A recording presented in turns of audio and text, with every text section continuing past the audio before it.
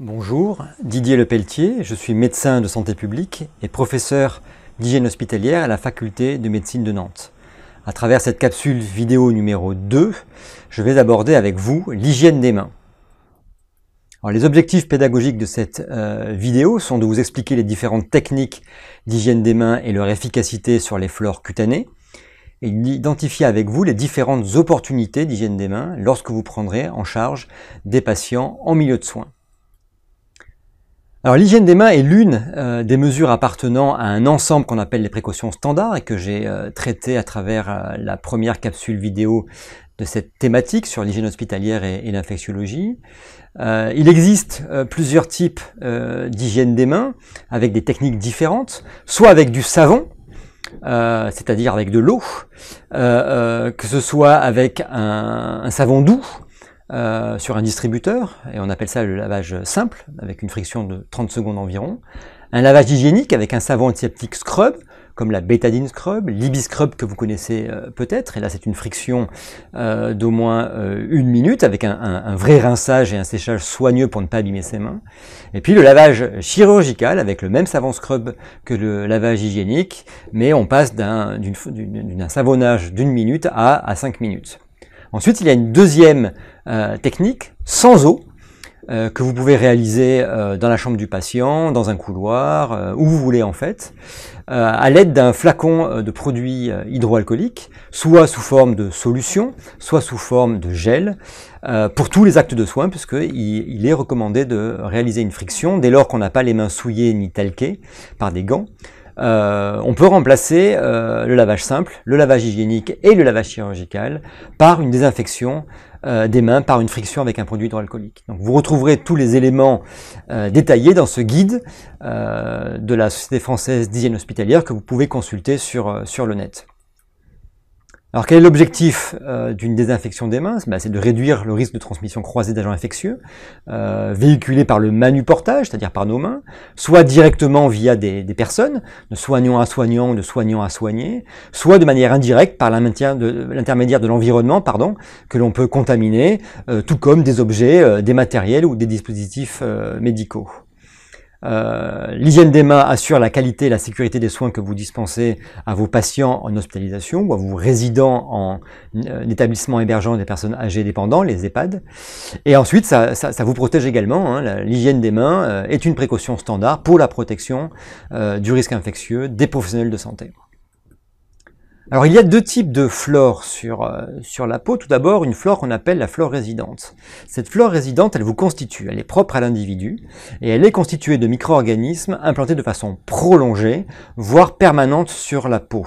Elle est en grande partie constituée de germes qui ne sont pas pathogènes pour l'homme sain, alors qui peuvent provoquer des infections chez l'homme fragilisé ou chez des patients à qui on a implanté des prothèses.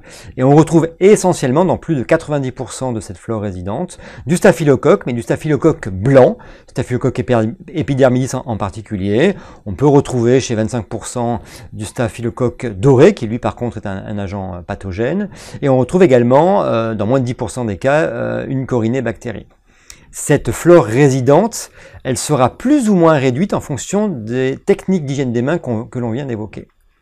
Alors si on regarde l'organisme dans son ensemble, vous voyez que les mains sont composées d'environ 10 à 100, c'est-à-dire 10 puissance 2 à 10 puissance 3 bactéries par centimètre carré. Donc ça paraît beaucoup, ça l'est peu par rapport au front, par rapport à la salive, où on observe 100 millions de bactéries par gramme de salive, ou encore dans les matières fécales, où on a 100 millions de bactéries par gramme de matière fécale. Le deuxième type de flore est la flore transitoire. Celle-ci est très variable, elle est en général propre à l'activité professionnelle, elle n'est pas propre à l'individu, elle dépend de l'environnement dans lequel vous travaillez. Et celle-ci, par contre, est constituée principalement de germes potentiellement pathogènes. Donc on retrouve bien évidemment le staphylocoque doré, mais d'autres bactéries, notamment des bacilles à gram négatifs, comme les entérobactéries ou les Pseudomonas aeruginosa, qui sont responsables d'infections nosocomiales. Cette flore n'est pas toujours éliminée selon la technique d'hygiène des mains que vous utilisez. Alors, quelle est l'efficacité de ces différents types d'hygiène des mains? Donc, vous avez un graphe qui est assez facile à comprendre avec 3 courbes qui correspondent au lavage simple, au lavage hygiénique avec un savon scrub pendant 1 minute, et puis une friction hydroalcoolique. Ici, vous avez sur l'axe des ordonnées la réduction en termes de log, c'est-à-dire en puissance de 10. Si vous avez 10 puissance 3 bactéries par centimètre carré sur vos mains et que vous avez une réduction d'un log, de 10 puissance 3, vous passez à 10 puissance 2.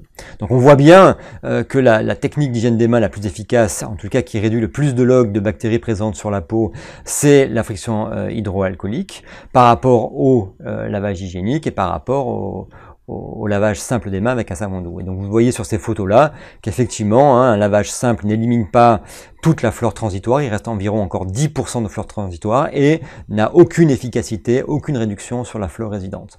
Les autres types d'hygiène des mains, lavage hygiénique ou friction hydroalcoolique, réduisent complètement et éliminent la flore transitoire et éliminent avec des logs différents la flore résidente, et vous voyez que la technique la plus efficace, c'est vraiment la friction hydroalcoolique.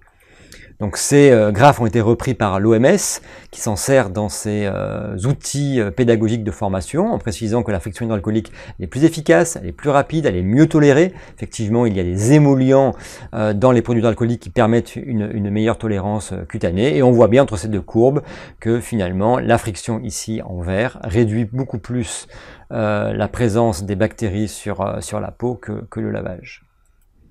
Alors bien évidemment, la technique d'hygiène des mains est efficace si vous respectez les différentes phases de cette technique. En particulier, c'est 7 phases-là qui sont indiquées sur ce schéma, en pensant bien à la paume des mains, à l'intersection des doigts dans un sens et dans l'autre, le creux des mains, le pourtour du pouce et la base du pouce, la pulpe des doigts et puis les poignets. Alors ensuite, vous avez peut-être déjà testé, mais vous avez peut-être mis déjà vos mains dans une boîte qui contient une lampe à UV, et vous vous êtes au préalable frictionné les mains avec un produit hydroalcoolique dans lequel on a introduit de la fluorocéine, qui vous permet finalement, vous le voyez sur ce graphe-là, de constater que cette friction n'est pas tout à fait efficace dans cet exemple-là, puisque toutes les zones blanches ici sont des zones qui ont été mal désinfectées par la friction. Alors voilà, ça a été référencé dans des revues à haut point d'impact, comme le New England Journal of Home Medicine. Effectivement, l'effet visuel est assez spectaculaire sur l'efficacité des produits hydroalcooliques. Alors, le port de bijoux, quand on prend des bagues et qu'on en met dans une boîte de pétri, un milieu enrichi pour la pousse bactérienne, on s'aperçoit qu'avant tout geste d'hygiène des mains, il y a une pousse bactérienne qui correspond probablement à la flore résidente, c'est-à-dire essentiellement des staphylocoques blancs que vous pouvez regarder sur cette image. Si vous faites un lavage simple des mains avec un savon doux et que vous êtes toujours porteur de vos bagues, regardez l'efficacité. En fait, vous n'avez pas du tout touché et réduit cette flore qui est présente au niveau des infractuosités de vos bagues. Et même si vous faites une friction hydroalcoolique, qui est pourtant une technique très efficace, si vous gardez vos bijoux, vous avez une efficacité qui est altérée. Et donc dès lors que vous faites des soins sur une peau lésée, si vous faites des soins qui comprennent des actes invasifs, bien évidemment il faut ôter ces bijoux en milieu de soins. Alors, quelle est l'efficacité, quelle est la tendance finalement de ces stratégies qui implantent dans les établissements de santé le lavage des mains et en particulier les produits hydroalcooliques? Vous avez ici sur la gauche l'évolution de la consommation de produits hydroalcooliques en litres pour 1000 jours d'hospitalisation. C'est un indicateur qui s'appelle l'ICSHA et qui est un indicateur obligatoire, réglementaire, à diffusion publique, et que les hôpitaux sont obligés d'afficher dans les espaces publics de l'hôpital. On voit qu'entre 2000, qui est la date de promotion des produits alcooliques, et 2015, la consommation pour le SAMU de Nantes n'a cessé d'augmenter.